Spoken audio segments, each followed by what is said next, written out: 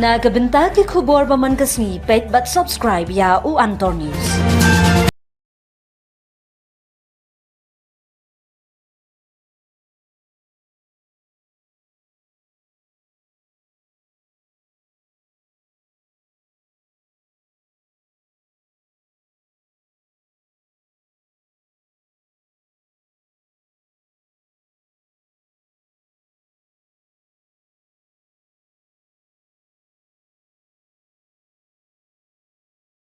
Kublai phi baro kini gilong ki khubor bam dagasngi. Deputy Speaker ke yung darbar thawan ke jela Timothy di Shira hagaski thok ding ulalet mi hakmat ke yung kashiri Chief Judicial Magistrate Shillong. But I sakhi halor ke mukotduma ba umudui persya ya arngut kinong le YouTube. Ushira ula dawa by menran khmat shis pa klur tingka nagini ki arngut halor ke jing pen sapriang ya ki jing tip bakla halor ke jing ai jingkren jong u hador bar.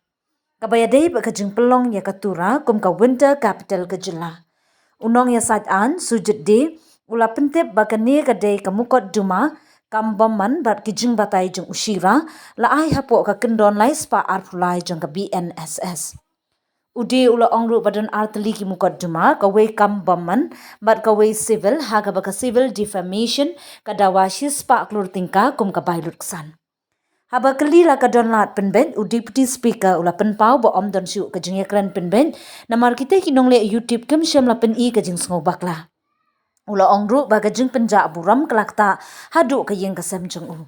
Udi ula penkut ki briu la ban penpau jeng mun Henry om dei ban pynjah burom ya ki we. We have filed two different defamations. One is civil defamation and one is the criminal defamation. In a criminal defamation, we can prove our allegation, then they will be punished as per the criminal law. And we have also filed a defamation suit for claiming damage of 100 crores from each of them. And this is because they have wrongly interpreted what my client, the Honorable Deputy Speaker, has said. 더 작가님 안되니 고사고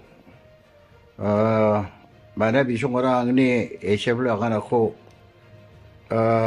옹기자 아간 스카이먼 나기네 코라 바이럴 워팅가 만데랑나 angani agane ni muksongho bi ma songma sija ma sigija bengbeng agane nga arong wang jayang ni kosakoba blonge nagana ha ini gaman angaba keste kana nang muka kya mana angare doshi dongja mana asian blode jinga jingni agana nang ba ko bisungdi wichaba maike agana nga jinga jingni asian blode agana ngakta jinga agane nga mana opposition dira ba ko khorisi support khona man jo ya isibule sanong ja gersa kemek isibule ba democratic government ode democratic nagde ya parliament ode among salba opposition ni any resolution any